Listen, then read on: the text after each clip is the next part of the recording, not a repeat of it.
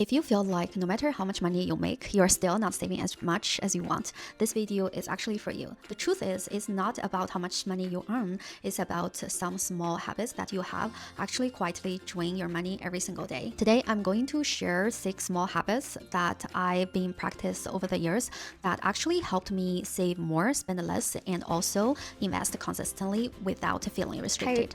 Hi everyone, welcome to my channel. Today, I'm going to talk about something very real. How to stop wasting money in everyday life. Not extreme budgeting, not cut off everything you like, but some small practical changes actually make big difference over time. These are the things I personally went through, mistakes I made, and some habits I changed, but I do different now. The first thing is very, very important. Allocate your salary before you spend. That's what I do every single time when I get my paycheck. The paycheck here I'm talking about is after the 401k deduction, after all the taxes, after the medical. So whichever left over, the 50% will go to my investment account, then 30% will go to my checking account, and 20% will go to my high yield saving account. You can see every single month I'm auto budgeting. I don't have to do anything. I don't have to think about it. The same thing as my investment account. In my investment account, there's auto distribution as well, auto investing in different ETFs, different stocks, and different cryptos. So basically, I don't have to do anything every single month, which saved a lot of time and create a habit that helped me to invest consistently. But sometimes I will do things differently. I'll adjust a little bit. For example, last couple months, there's a conflict in the Middle East. There's a war. Something's crashed, right? So I don't put money into my saving accounts. I don't want the money sitting there do nothing. So the saving account 20% actually goes to my investment as well. I know this is not the safest strategy, but for me, I'm very confident that market will come back. But I know it's kind of a risk, but you do what you need to do. And let me give you an example. If you invest $1,000 per month, that's $12,000 per year. Historically, if you invest into SP 500, that's 10 to 12% return. So if you invest $12,000 per year, then that's $1,200 per year just for the gain, right? On top of that, there's a dividends if you invest into ETFs, for example, a VOO, right? There's dividends every single month. So if you reinvest those dividends into the same ETFs, then you will get even more gains over the years. That's how compounding really works in your favor. So what are you waiting for? Start investing right now.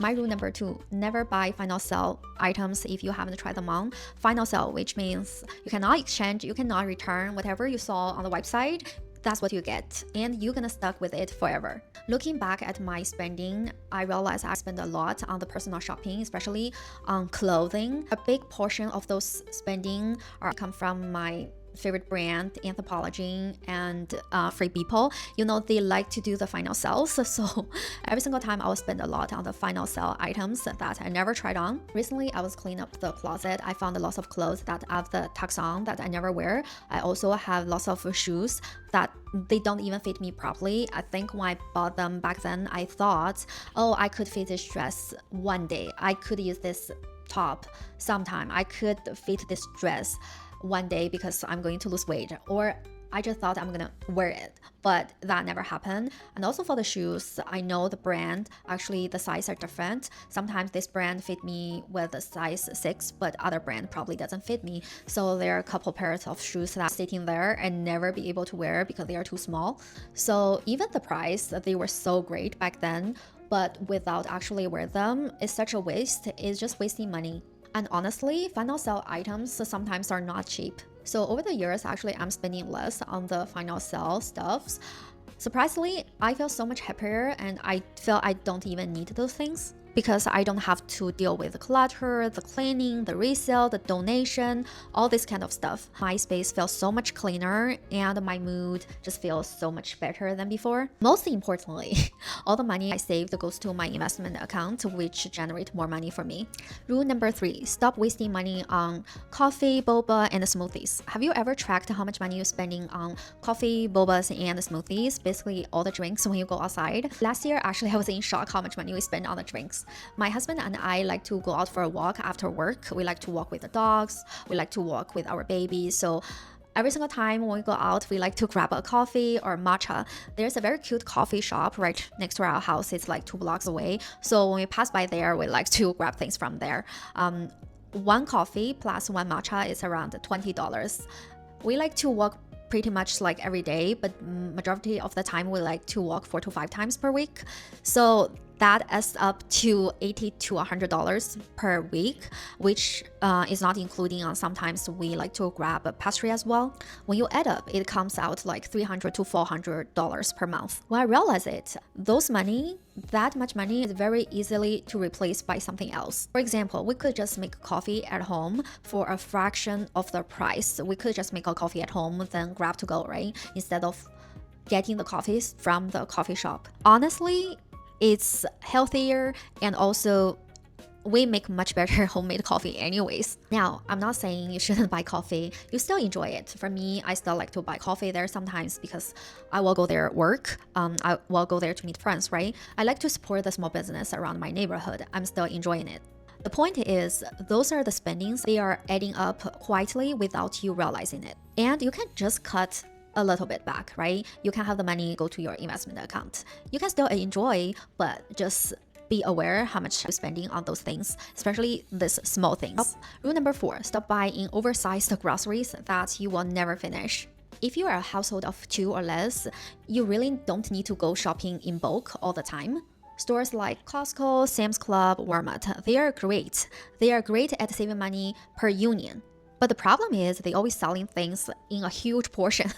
In reality, a lot of food ends up going to waste. We used to shop at Costco every 2 weeks. Each trip, we normally spend around $400 to $500. It felt like we were saving a lot of money. Everything has really great price. But the issue was we were so easily get tired of the food because we always get similar things, and in the store they never really change that much. Then what happened? We end up like going out, or we were shopping in different grocery stores. We didn't really save money. We actually spent more than what we should.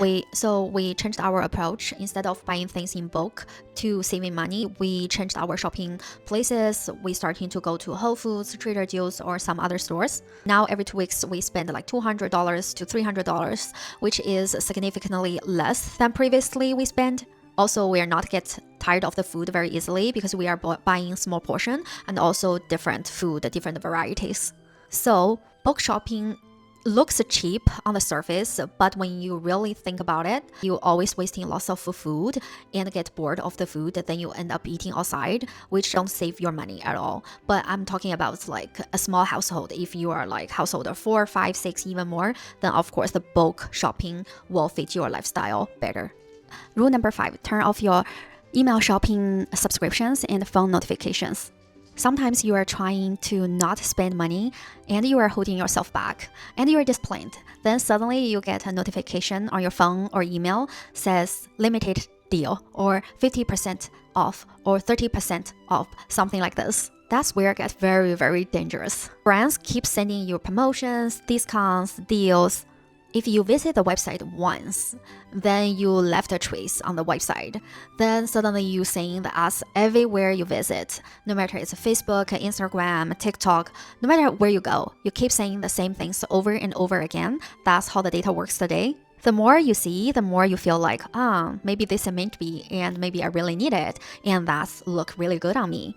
That's how impulse spending works. It's not because you really want it.